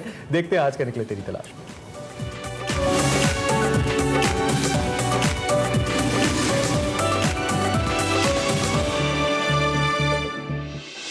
अस्सलाम वालेकुम नाजरीन, मैं हूं वकार अहमद और आप देख रहे हैं निकले तेरी तलाश में। याक सराय पर गुफ्तगू का सिलसिला जारी है। याक सराय एक कमाल सफ़रनामा है जिसमें तारड़ साहब लिखते हैं कि इतने सारे याक देख कर दरकूत जो है पास उसके करीब उन्होंने बहुत सारे याक देखे, तो उन्होंने लिखा कि इतने सारे याक देखकर हम भी थोड़े से याक हो गए। याकों के हवाले से जो तज़किरा है याकों का, वो वैसे तो हर सफ़रनामे में, जो शुमाल के हवाले से जितने भी सफ़रनामे तारड़ साहब के, उनमें हमें मिलता है याकों से एक मोहब्बत जो है तारड़ साहब की, वो भी बहुत ही नुमायाँ है। लेकिन याक सराय तो मतलब उस किताब का उन्वान ही याक सराय है। हमारी गुफ्तगू जो है वो तारड़ साहब से जारी है याक सराय के हवाले से। सुख्तराबाद का जो ग्लेशियर है, आपने लिखा है कि वो शरीफ ग्लेशियर था, सोख्तराबाद की जो चरागाहें थी वो कैसी थी? मैं सोख्तराबाद का सवाल आपसे इसलिए कर रहा हूँ क्योंकि आपने अपनी किताब में शुरू में बददिली का या एक मायूसी का इज़हार किया कि सोख्तराबाद जब आपने पहली नज़र में देखा, लेकिन फिर उसको एक ख़ास जाविये से जब आपने देखा या किसी और एंगल से या किसी और जहत में देखा तो फिर आपने सोख्तराबाद की तारीफ़ भी बहुत की है। तो सोख्तराबाद के बारे में थोड़ा सा बताइए, नाम तो वैसे बड़ा खूबसूरत है। देखिए, सोख्तराबाद इटसेल्फ वहाँ पे चर्चा रहता था आहद का, जो हमारे गाइड थे। जी जी। और एक तो नाम बड़ा फैसिनेटिंग है सोख्तराबाद, दूसरा वो चंदे की झोंपड़े, जो उनको झोंपड़े कहते हैं, उनके जो घर है ना वो झोंपड़े होते नहीं है सच, और वो लेंटर वाले भी नहीं होते, मुकामी जो उनका तर्ज तामीर होता है पत्थरों से और लकड़ी से, सारा कुछ बड़े कंफर्टेबल होते हैं अंदर से, कालीन बिछे हुए हैं सारा कुछ।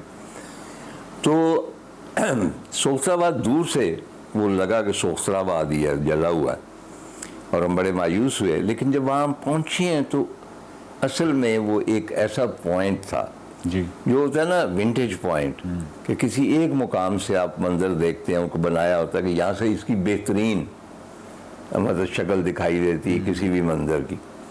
तो इसी तरह सोख्तराबाद जो था वो इर्द गिर्द जो पामीर माउंटेन्स थे जी, उनका बेहतरीन विंटेज पॉइंट था। वहाँ जाके आप उनको पूरी तरह देखते थे, उनके रंग आपके ऊपर आश्कार होते थे, उनकी हैबत, उनकी बुलंदी और उनका मुख्तलिफ होना। पामीर जो है, कम से कम सोख्तराबाद में जो पामीर है, छोटे पामीर है, बड़े पामीर उसके बियॉन्ड, तो उनकी जो हैत है और रंग जो है वो आम पहाड़ों से बिल्कुल मुख्तलिफ। और वहाँ पे जैसा कि मैंने अर्ज़ किया कि वहाँ पे हम एक रात रहे और मैं अकेला भी हुआ, और मैं अक्सर अकेला होता हूँ एक तरफ, और उसमें जो तरह तरह की चीज़ें मुझ पर वारद होती हैं। कभी कुर्रतुल ऐन ताहिरा के शेर वारद हो जाते हैं, कभी स्नो टाइगर्स आने शुरू हो जाते हैं। तो स्नो टाइगर्स की दास्तानें वहाँ बहुत आम थी, तो डिस्कशन भी हुई। तो उन्होंने, लतीफ़ साहब ने यही कहा कि इस तरह हमारे वालिद आए सोवियत यूनियन से इधर, और घोड़ों पे बैठ के आए थे, और इन वादियों में कुछ आगे चले गए, कुछ किधर चले गए, हम यहाँ पे सेटल हो गए। वो सारे देवर फ्राम उज़्बेकिस्तान और यहाँ पे सेटल हुए थे, उनमें से कुछ वापस भी गए। और उसमें एक अम्मा जान का किस्सा है कि उनको रोक लिया गया ताशकंद एयरपोर्ट पे शायद, और उनको कहा कि जी आपके पास वीज़ा नहीं है, ये पासपोर्ट का कोई मसला है, तो तैश में आ गई। अच्छा, उनका कि तुम लोग वो हो जिनके जो आबाओ अजदाद थे, जिन्होंने रूसियों की मदद की और उनके ग़ुलाम बन के रहे, हमने ग़ुलाम बन के रहना पसंद नहीं किया, हम हिजरत कर गए और हिंदुस्तान चले गए, तब ये हिंदुस्तान था। और मैं उज़्बेक हूँ आबाई। अच्छा, उसके कस्बे का नाम था ओश, जहाँ से ये आए थे। तो वो ओश जाना चाहती थी, उसने कहा मेरे रास्ते से हट जाओ, मैं अपने वतन वापस आई हूँ। तो जाहिर है कि वो बेचारा जो था पासपोर्ट अफसर, वो बिल्कुल हट गया। तो वो बड़ी एक फैसिनेटिंग जगह है कि, और ख़ासतौर पर स्नो टाइगर्स की जो मिथ है वहाँ पे मैंने वो भी देखे, जो स्नो टाइगर्स को दबोचने के लिए इन्होंने वो शिकंजे बनाए होते हैं। और उनका ये कहना था, जितने भी लोग थे, कि हम स्नो टाइगर को कभी मारते नहीं अनटिल अनलेस वो हमारे मवेशियों को, मतलब है कि अगर नुकसान पहुंचाता है और हमारी अपनी जान को ख़तरा होता है। तो उनको शिकायत ही ये थी कि देखें वकार, ये जानवर और इनका एक ख़ास बैलेंस होता है जी, ह्यूमन पॉपुलेशन का और जो एनिमल पॉपुलेशन का। बेसिकली ये जगह सारी एनिमल्स की होती। You are not suppose to live there, humans are not suppose to live there. आप उनकी टेरिटरी में जा रहे हैं ना, वो ओरिजिनल तो वो रहते हैं। तो उसके साथ अगर हम आहंगी से रहेंगे तो ठीक है। कुछ लोगों ने मुझे स्नो टाइगर की एक खाल पेश की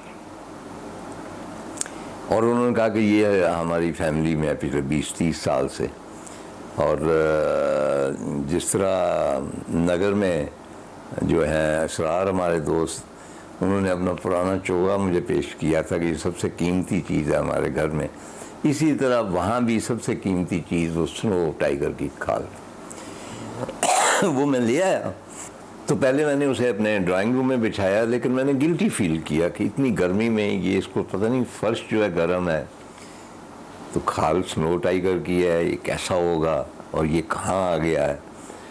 फिर मैंने उसको दीवार पे लटकाने की कोशिश की, लेकिन all the time I felt guilty. हालांकि मैंने उसे मारा नहीं था, जिन्होंने मुझे गिफ्ट किया था उन्होंने भी उसे मारा नहीं था। उस तरह कुछ थ्रेट था या कोई और पुरानी बात थी, क्योंकि मैं इस हक में हूँ ही नहीं कि जानवरों को मारा जाए। मुझे बड़ा ही अजीब सा लगता है जब मैं ये पुराने घरों में जाता हूँ, और आजकल भी रिवाज है कि मारखोर या मार्कोपोलो शीप या कोई किसी और जानवर का जो धड़ है वो डेकोरेशन के ऊपर लगाया, और आई फील वेरी अनकम्फर्टेबल। मैं ये महसूस करता हूँ कि ये भी मुमकिन हो सकता है कि हम इनकी टेरिटरी में आए ना, जानवरों की, तो ये अगर हमें मार के हमारे साथ जो है अपनी कारों में ट्रॉफीज़ के तौर पे लगा लें तो हम कैसा महसूस करें। चुनांचे फाइनली वो मेरे पास कहीं मैंने संभाली हुई स्किन, लेकिन उससे मुझे एक कहानी जो क्रिएट हुई, और उसका नाम था एक स्नो टाइगर की सरगुज़श्त।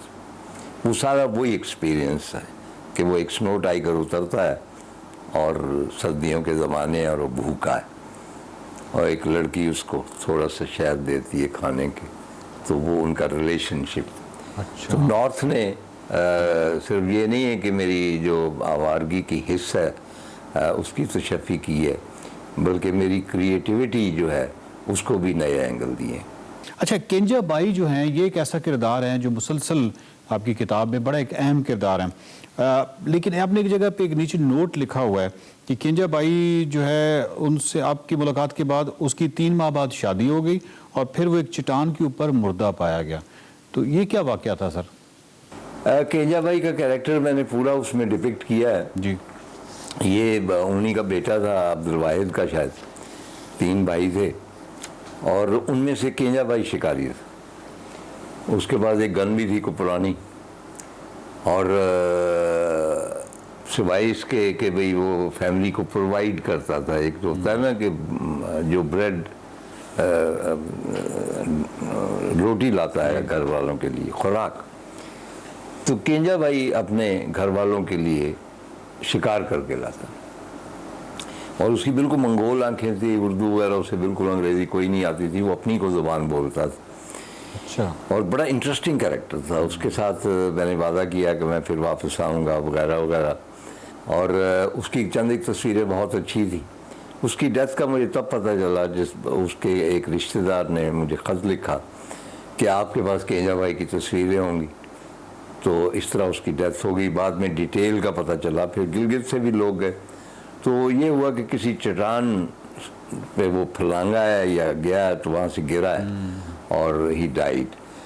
और वो जिस तरह कहते थे ना कि भाई एक सैयाह अपना जो मल्लाह था, उसको किसी ने कहा कि भाई आप अजीबो गरीब आदमी हैं, आप वहाँ पे डूब जाते हैं, मल्लाह सारे वो शिप डूब जाते हैं, आप कहाँ मरे? दादा कहाँ मरा था? उसने समंदर पे फलां। तो उसने कहा तुम्हारा दादा कहाँ मरा? उसने कहा ज़मीन पे। तो उन्होंने कहा ज़मीन क्यों नहीं छोड़ देते, आप भी ज़मीन पे मर जाते हो। तो इसी तरह जो पहाड़ों के रहने वाले जी, उन्होंने पहाड़ों में ही मरना होता। उनकी डेथ जो है एक्सीडेंटल जो होगी, हम बसों में मर जाते हैं, वैगनों में मर जाते हैं, तो वहाँ पे फना तो आनी। तो केंजा भाई डाइट। आपने कहा कि वादी स्विंज में मुझे देवसाई की झलक नज़र आई। आपने कहा कि वादी स्विंज जो है वो मुझे ऐसे लगा जैसे देवसाई की बड़ी बहन है। तो ये बड़ी बहन कैसी थी, यानी क्या ये वाकई देवसाई से मिलता जुलता इलाका है? देवसाई जो है एक्चुअली हाइट के हवाले से ये है स्विंज जी। अदरवाइज देवसाई की अपनी एक चार्म है, जिसका फ्लैटनेस, जो उसके बादल हैं, जो उसके रीच हैं, जो उसके मामूट हैं। लेकिन ये उस तरह की, क्योंकि यहाँ भी फूल बहुत खिलते हैं, और बेसिकली जो मारमोट जो बड़े ये लुच्चे जानवर होते हैं, बदमाश रहते हैं, सीटियाँ बजाते हैं। ख़ास तौर पे आई शो यू कि अगर ख़वातीन जा रही हैं तो उनको ज़्यादा सीटियाँ मारते हैं। देयर इज समथिंग, मतलब इंटरेस्ट नहीं करना है इन मारमोट्स को, नहीं। बड़े खरगोश होते। तो कहा करते थे ना कि पुराने एक सफरनामे में कहीं पे आया है कि वही ये देवसाई के बारे में कि उसने कहा कि वहाँ बड़ी बड़ी चींटियाँ हैं जी, जो नीचे इसके ये कुछ 200-300 साल पहले का कोई हवाला है, जो नीचे ज़मीन में सोने की है वो डलियाँ हैं, जो चींटियाँ हैं वो नीचे से निकाल के बाहर लाती हैं। तो वो मारमोट्स के बारे में लिखा हुआ था। तो ऐन मुमकिन है कि किसी ज़माने में वहाँ पे सोना हो, क्योंकि ये जो है देवसाई वहाँ पे आसार हैं बाकायदा रिहाइश के और सारा कुछ। तो स्विंज भी मतलब है कि क्योंकि वहाँ भी मारमोट बहुत है, तो वो उसी तरह लगती है, देवसाई की तरह। नाज़रीन, याक सराय पर आपने गुफ्तगू सुनी तार साहब की। याक सराय जो है वो एक कमाल और बड़ा ही खूबसूरत सफ़रनामा है, इसको ज़रूर पढ़िएगा। और याक सराय पर हमारी जो गुफ्तगू का सिलसिला वो तार साहब से जारी है। अगले हफ्ते मुलाकात होगी। देखते रहिए निकले तेरी तलाश। Welcome back to Expresso. बात करेंगे कुछ कोरोना की चौथी लहर के हवाले से। भारतीय डेल्टा वायरस का फैलाव तेज हो गया है। यौमिया केसेस की तादाद 4000 के आसपास है और उसमें वाज़े कमी सामने अभी तक बिल्कुल नहीं आ रही। अमवात और मस्बत केसेस में भी मुसलसल इजाफा हो रहा है, जबकि NCOC ने मौजूदा सूरत हाल और जो सहूलियात है मेडिकल की, इसके बढ़ते हुए दबाव के पेश नज़र 13 शहरों से बढ़ाकर 27 शहरों में जो पाबंदियों का इतलाक है वो कर दिया है। लेकिन अफसोस की बात यह है कि कोरोना को कंट्रोल करने के लिए आवाम और कारोबार पर तो पाबंदियां लगाई जा भी रही हैं और लगाने की कोशिश भी की जा रही है। तमाम सियासी जमातें इससे बिल्कुल बरी जिम्मा दिखाई देती हैं। कोरोना की तशवीशनाक सूरत हाल के बावजूद मुल्क भर में सियासी जलसों की भरमार है। बिल्कुल, और हम दिखा भी रहे हैं। हमने प्रोग्राम के शुरू में भी बात की थी, हमारा बड़ा प्राइम एक ग्रैंड कंसर्न है ये।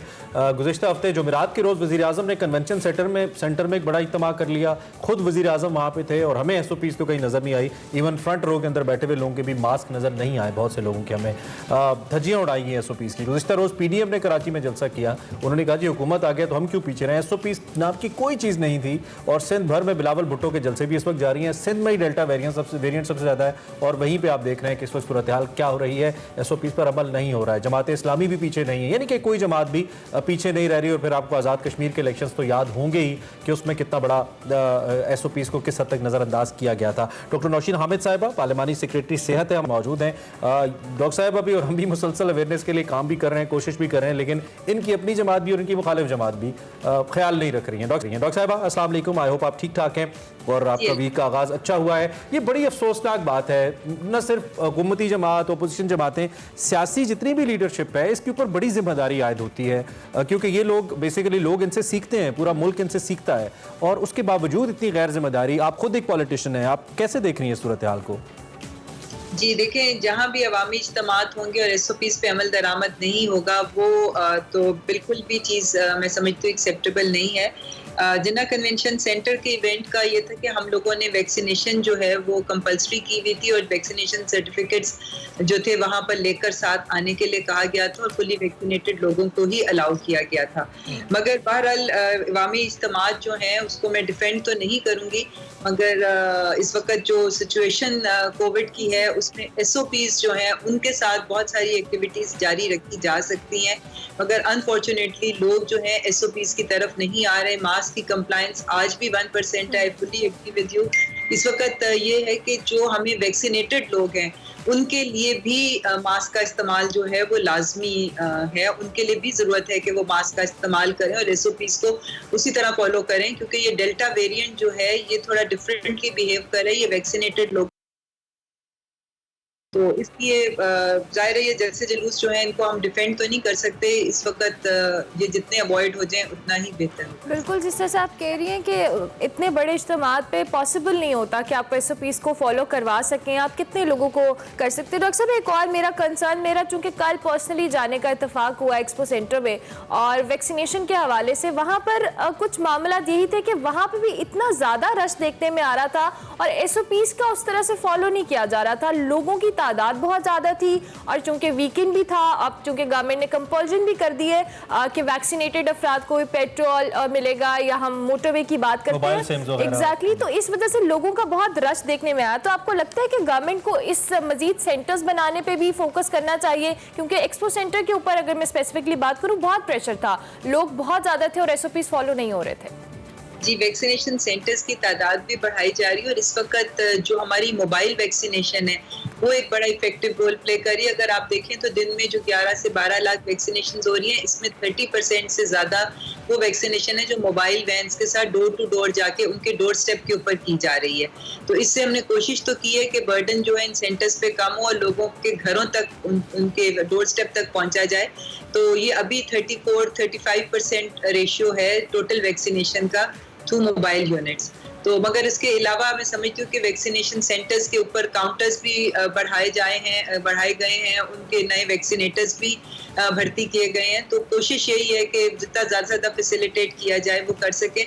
मगर लाहौर में और बहुत सारे सेंटर्स हैं, पर लोगों का रुझान जो है वो चूँकि ज़्यादा वेल नोन जगह एक्सपो सेंटर पे होता है, इसलिए प्रेशर वहाँ पर ज़्यादा आ जाता है। अगर दूसरे सेंटर्स पे लोग डिवाइड करके जाएं तो मैं समझती हूँ कि ये प्रेशर कम हो सकता है। ठीक है, हर्ड इम्यूनिटी का जो हमारा सफर है, कहाँ तक पहुँचे हम इसमें? अब तक एनसीओसी के क्या थॉट्स हैं इसको लेकर? देखिए, जो पहले शुरू में हमने अपना टारगेट रखा था दिसंबर 2021 का 7 करोड़ आवाम का, पर अल्हम्दुलिल्लाह जिस तरह से वैक्सीनेशन कैंपेन चल रही है, 10, 11, 12 लाख तक लोग डेली वैक्सीनेट हो रहे हैं, तो उस पे गवर्नमेंट ने अपना टारगेट जो है खुद ही 7 करोड़ से 8 करोड़ कर दिया, क्योंकि हमें उम्मीद है कि 8 करोड़ आवाम को जो है वो इंशाल्लाह दिसंबर तक फुली वैक्सीनेट कर देंगे। अब तकरीबन 5 करोड़ से ज़्यादा लोग वैक्सीनेट हो, मतलब उनको डोजेस मिल चुकी हुई हैं। इसमें से कुछ लोग वो हैं जो कि फुली वैक्सीनेटेड हैं और कुछ वो हैं जो उनको अभी पहली डोज मिली है। तो इंशाल्लाह ताला ये हम टारगेट, हमें बहुत उम्मीद है, क्योंकि जब शुरू की थी हमने वैक्सीनेशन तो पहला करोड़ जो है उसको अचीव करने में 113 दिन लगे थे, जबकि ये जो चौथा करोड़ था ये हमने सिर्फ 9 दिन में अचीव कर लिया था। तो मैं समझती हूँ कि चीज़ों में बेहतरी आ रही है, चीज़ें स्पीड अप हो रही हैं। बस अवाम भी इंशाल्लाह ताला कोऑपरेट करेगी तो हम जल्द से जल्द जो है, बल्कि वक्त पहले शायद अपना टारगेट ठीक हो गया। डॉक्टर साहब, वफाकी हुकूमत ने बूस्टर जो डोजेज हैं बैरून मुल्क जाने वाले अफराद हैं उनको लगाने के हवाले से भी इजाज़त दी है। अब बेसिकली इसका क्या क्राइटेरिया होगा? जो तीसरी डोज लगवाई जाएगी उसकी कीमत तो मुकर्रर की गई है 1270 रुपये, लेकिन इसमें ओवरऑल क्या सिनेरियो होगा कि जिसने वैक्सीन जो पहले लगवाई है उसी का बूस्टर डोज लगेगा या बैरून मुल्क जाने वालों के लिए अलग से एक वैक्सीन होगी? नहीं जी, देखिए ये फिलहाल फर्स्ट फेज में हम सिर्फ ट्रेवलर्स के लिए ही ये बूस्टर डोज स्टार्ट कर रहे हैं 1 सितंबर से। और ये वो लोग होंगे कि जो किसी ऐसे मुल्क में जाना चाहते हैं जहां पर पाकिस्तान में जो ज़्यादा यूज़ हुई थी साइनोफार्म, साइनोवैक जो चाइनीज़ वैक्सीन है, वो कुछ यूरोपियन ममालिक हैं, कनाडा है, यूके, जहाँ पर ये एक्सेप्टेबल नहीं है। तो वो लोग अपने वापस जाने से वो लोग वेट कर रहे थे काफ़ी महीनों से, क्योंकि उनको वहाँ पे एंट्री नहीं मिल रही थी। तो इसलिए उनके लिए ये सहूलत की गई है कि जो वैक्सीनेशन जो उस कंट्री में एक्सेप्टेबल होगी उसकी बूस्टर डोज जो है वो यहाँ पर लगेगी, चाहे वो एक डोज लगवाना चाहे या दूसरी 2 डोजेस लगवा के, क्योंकि कुछ रिक्वायरमेंट। ठीक है, और इसमें टाइम ड्यूरेशन कितना है बूस्टर डोज को लेकर ये भी बता दीजिए। और दूसरा, बरतानिया के अंदर बहुत सारे हमारे पाकिस्तानी रहते हैं और हमारा ट्रेड वॉल्यूम भी बहुत बड़ा है, लेकिन बरतानिया में स्टिल बरतानिया ने हमें रेड लिस्ट के अंदर रखा हुआ है। तो क्या हुकूमत कोई बात कर रही है? वैसे इमरान खान साहब ने बोरिस जॉनसन से बात तो की थी, लेकिन उन्होंने नहीं मानी, हमें बरकरार रखा गया रेड लिस्ट में। तो अभी कोई बात हुई है, हमारी कोई डेवलपमेंट है बरतानिया वगैरह को लेकर? जी, वो पहले जो आपने पूछे वो 2 डोजेस के दरमियान 28 डेज का वक्फा जो है वो फाइनली अब एनसीओसी ने डिसाइड किया कि 28 दिन के वक्फे से 2 डोजेस लगेंगी। और जहां तक यूके की बात है, जाहिर है हमारी गवर्नमेंट जो है वो उस वक्त पूरी कोशिश कर रही है कि वो रेड लिस्ट से बाहर आए। हम उनको हर किस्म का डाटा भी प्रोवाइड कर रहे हैं, अपनी जितनी हमारी स्ट्रेटजीज हैं, जो हम कोविड को डील करने के लिए जो हुकूमत इकदामात ले रही है, हम उन सारी चीज़ों से उनको आगाह कर रहे हैं और उनसे हमारी बातचीत भी जारी है। हमें उम्मीद है कि वैसे बुनियादी तौर पे वजह क्या है? क्योंकि हम तो बहुत अच्छा काम कर रहे हैं, हमारे यहाँ जो अल्हम्दुलिल्लाह मोर्टेलिटी रेशो है उसको लेकर या वैक्सीनेशन को लेकर भी हम तसल्ली बख्श काम कर रहे हैं। WHO इसका इदराक कर चुका है, उसके बावजूद क्यों बरतानिया ये मुत्तसबाना रवैया हमारे साथ रखे हुए?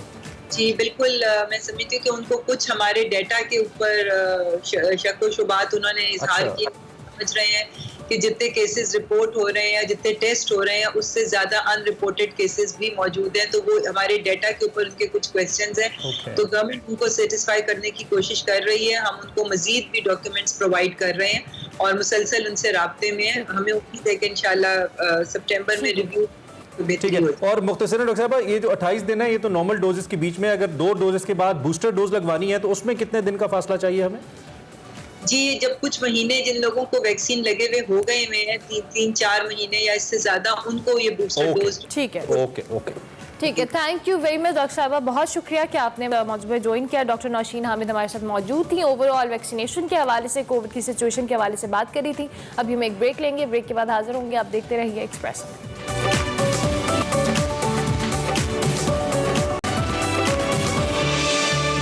Welcome back to Expresso. आगे बढ़े और अब आपकी मुलाकात एक हीरो से करवाते हैं। पाकिस्तान में बेशुमार लोग ऐसे हैं जो अपनी मदद आपके तहत तालीम के जेवर से मुस्तकबिल के मेहमारों को आरास्ता कर रहे हैं, मेहमार बना रहे हैं ताकि वो आने वाले वक्त में बाशऊर जिंदगी गुजारें।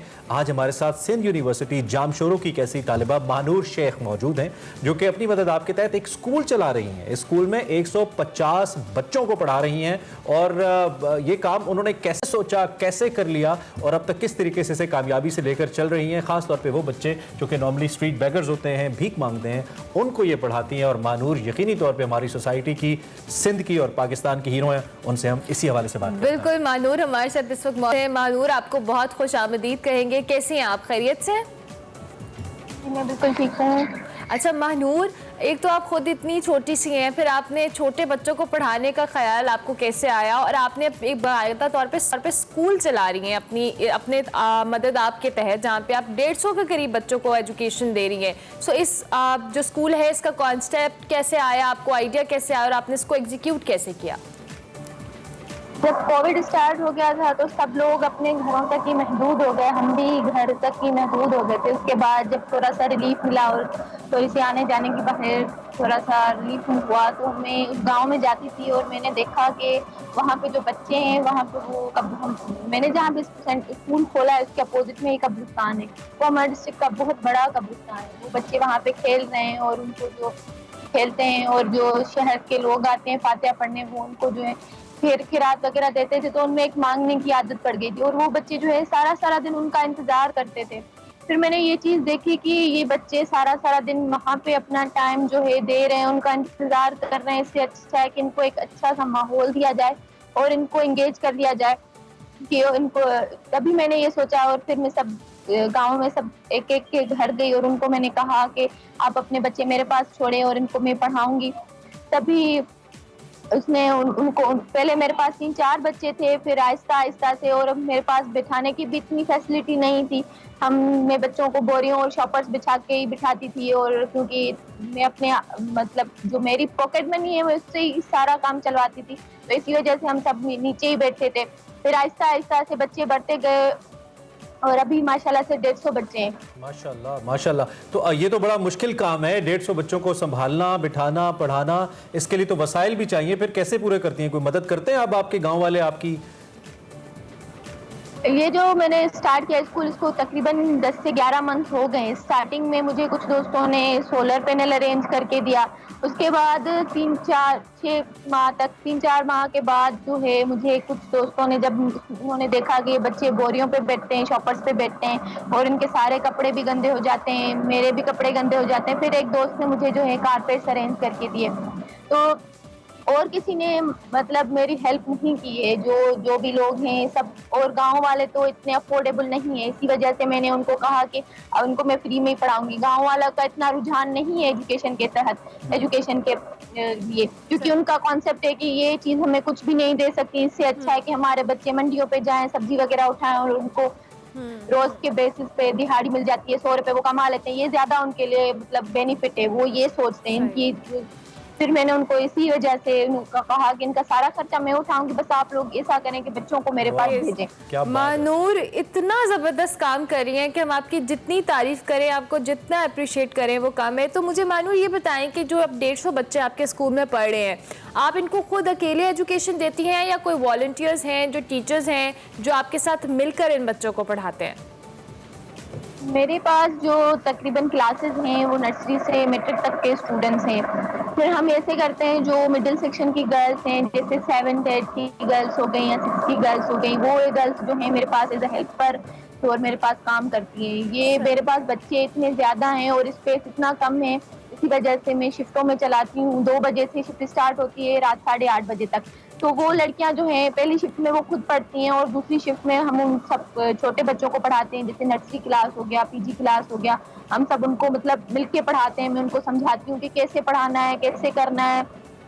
इससे ये हुआ कि गांव वालों की नज़र में एक मोटिवेशन क्रिएट हो गई है कि हमारी लड़कियां कुछ कर सकती हैं, और उनका रुझान जो है लड़कियों के एजुकेशन पर अब हुआ है। 10-11 मंथ के बाद उन्होंने सोचा है कि हमारी बच्चियां जो हैं इतना 6-7 में हैं तो ये पढ़ा सकती हैं बच्चों को, और उनको मैं अपनी तहत मतलब ज़्यादा नहीं, थोड़ा थोड़ा सा ही उनको कभी कभी मैं उनको रिवार्ड में कुछ ना कुछ देती हूँ। अच्छा। तो वो सोचते हैं कि हमारी बच्चियां कुछ ना कुछ कर सकती हैं और हमें अपनी बच्चियों को पढ़ाना चाहिए। तो वो अभी गांव वाले अभी अपनी बच्चियों को मेरे पास भेजते हैं, और हम सब मैं उनको जब पढ़ाती हूँ तो गांव वालों की जो कमेंट्स होती है, पहले तो उनकी इतनी अच्छी कमेंट्स नहीं थी, पर अब जो कमेंट्स सुनने को आती है वो बहुत। लेकिन मैं हैरान हूँ, आप जामशोरों में हैं, ये हैदराबाद के पास का इलाका है और यहाँ पे ये कोई उतना लेस डेवलप्ड इलाका नहीं है सिंध का, जितने ज़्यादा दूर दराज के इलाके हैं। कराची भी ज़्यादा दूर नहीं है, लेकिन उसके बावजूद आप अपने तौर पे ये काम कर रही हैं और किसी को तौफीक नहीं हुई। यहाँ पे इतने साहिब हैसियत लोग हैं इन इलाकों के अंदर, बड़े बड़े वडेरे जिम्मेदार हैं, किसी को तौफीक नहीं हुई कि वो आपको आके सपोर्ट करे, कम से कम स्कूल के लिए आपको बेंचेस या पंखे या कोई बेसिक किस्म की इमदाद आपको दे दे। ये बहुत ही अफसोसनाक बात है। जो लोग हमें देख रहे हैं वहाँ पे, आपको ज़रूर चाहिए कि आप इनकी सपोर्ट करें। अच्छा मानूर, अमूमी तौर पे जब इतने ज़्यादा बच्चे आ जाते हैं, मोटिवेशन तो होती है, लेकिन बंदा कुछ फाइनेंशियल एंगल से भी सोचना शुरू कर देता है कि अब मैं इसे फाइनेंशियल एंगल से लेकर चलूँ। लेकिन हाँ, तो वॉलंटियर किए जा रही हैं, ऐसी क्या मोटिवेशन है, ऐसी क्या चीज़ है, क्या टारगेट है जो आपको ये जारी रखने पर मजबूर करती है? मेरा ये, जब मैंने देखा कि गांव के बच्चे जो हैं भीख मांग रहे हैं और उनको दूसरे लोग प्रोवाइड कर रहे हैं, तो मैंने सोचा कि अगर हम जो हैं इनको पढ़ाएं और इनको एक अच्छा माहौल दें तो ये ज़्यादा बेहतर होगा। क्योंकि अगर ये सारा दिन ऐसे ही करते रहेंगे तो ये जो है हमारे मुल्क के लिए भी अच्छा नहीं होगा और ना ही ये बच्चों के लिए ज़्यादा बेहतर होगा। मेरा सिर्फ ये टारगेट है कि हम सब जो है मैं इनको सिर्फ पढ़ाऊं और ज्यादा कुछ नहीं, ये अपनी लाइफ जो है सिक्योर कर सके और हमारे उनके जो बच्चे हों उनको सिक्योर कर सके और हमारे मुस्तकबिल को संभाल सके, ये पाकिस्तान के लिए एक जो है कुछ कर सके। तो इसी वजह से ये मैंने ये सारी चीजें स्टार्ट की। मानूर, जो आप कर रही हैं ये इतनी तारीफ के काबिल है कि हमें बहुत खुशी हो रही है। मुझे समझ नहीं आ रही कि आपको किस तरह से, क्योंकि आप जिस एज में हैं और जिस तरह से आपका इरादा है, आपकी मोटिवेशन है, ये वाकई काबिल तारीफ है। मानूर, बहुत सारी बच्चियां आपको देख रही हैं और इस एज में जब यूनिवर्सिटी जा रहे होते हैं तो हम शायद अपनी यूनिवर्सिटी लाइफ को एंजॉय कर रहे होते हैं, हम इन सब चीज़ों के बारे में नहीं सोचते। आपको जो आज लड़कियाँ देख रही हैं जो इन इलाकों से हैं, उनको क्या पैगाम देंगी हमारे प्लेटफॉर्म से? मेरा ये है कि हम सबको अपने हिस्से का काम करना चाहिए, क्योंकि मैंने जब ये स्टार्ट किया तो पहले तो बच्चे जो है थोड़े से थे, फिर मैंने अपनी इस टीचिंग में इतनी सारी मतलब न्यू चीज़ें अडॉप्ट की। जैसे मैं फूड एक्टिविटी करवाती हूँ तो बच्चों को मैंने अट्रैक्ट करने के लिए ज़्यादातर नई एक्टिविटीज़ इन्वॉल्व की, क्योंकि गाँव के बच्चे जो हैं खाने पीने की चीज़ों से महरूम होते हैं, और उनको मैंने फूड एक्टिविटी दिलवाई, क्योंकि वो उनको एक फूड एक्टिविटी भी हो जाती है और उनको हम मशहूर पर्सनैलिटीज़ जो होती हैं सिंध के या पाकिस्तान के, उनसे भी हम मुतारिफ करवा देते हैं।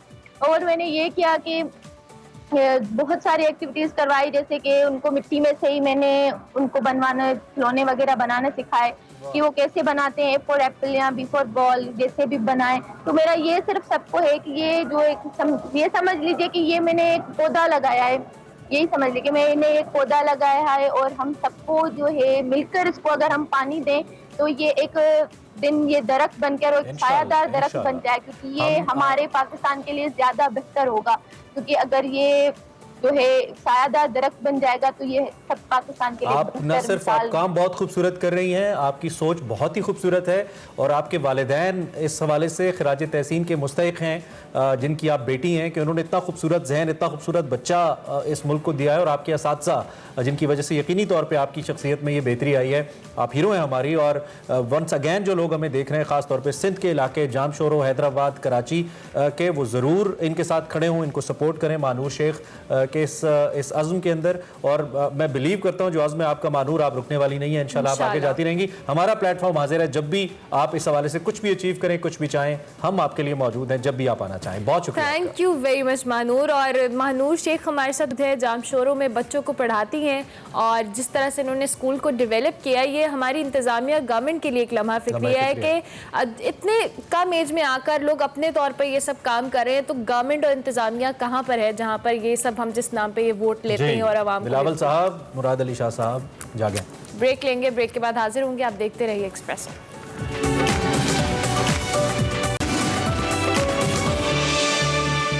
Welcome back to Expresso. Break के बाद आ चुके हैं और अब हम आपको करवाएंगे एक्सरसाइज, और उसके लिए है खुशी बाट हमारे साथ। खुशी, वेलकम, कैसी हैं आप? ठीक ठाक, आप लोग कैसे हो? बिल्कुल ठीक। खुशी, क्या बताएंगे आज मैं ऑब्लिक्स की एक्सरसाइज बताऊंगी।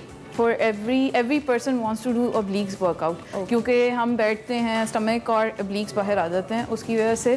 सो लेट्स डू 3 वर्कआउट्स जिसमें हम हाई रेपिटेशंस पे करेंगे। हाई रेपिटेशंस में करेंगे, उसमें ये होगा कि you have to go on the floor, mat होना चाहिए आपके पास, you just need a mat. First exercise would be plank hip dips. ये सारी लव हैंडल्स की हैं, एल्बोज पे जाना है आपने, और राइट हो गया, लेफ्ट, ठीक है, right left. Stomach should be tucked. आप ये रखते हैं, मैं stomach is not tucked in, तो आपको ऑब्लिक्स पे स्ट्रेच फील नहीं होगा, ठीक है। एल्बोज जो होंगी वो शोल्डर्स के नीचे होंगी। Second exercise is side plank dips, ठीक है, and dip and stretch your arm up, so stretch your sides up. जो beginners हैं वो knees पे कर सकते हैं, और like this as well. Upper leg straight, lower leg bend, and hips down and stretch and breathe out. Same goes with side plank dips, stomach in. अगर stomach in नहीं होगा, obliques feel नहीं होंगे आपको, ठीक है? And the third exercise is, on the floor.